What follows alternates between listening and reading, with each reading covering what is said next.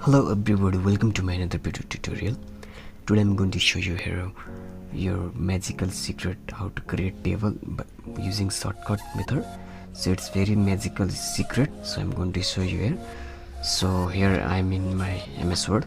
So usually we select it insert and go in table and drag and drop. You can choose from 1 by 2 or as you wish. So in this, like, you usually create table. So but I'll show you magic trick here.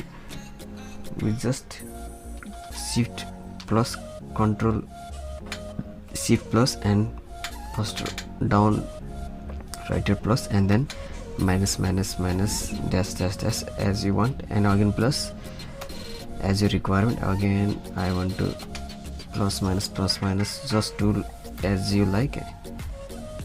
Okay, done.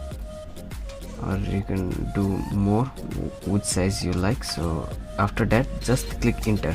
You can see here it's created, and after tap after you tap you can get your table format like this. So it's very quite magical secret which I've showed you.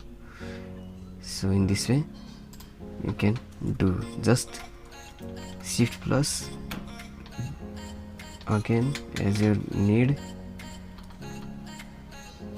I have just shown you an example from my requirement. If you do like this also you can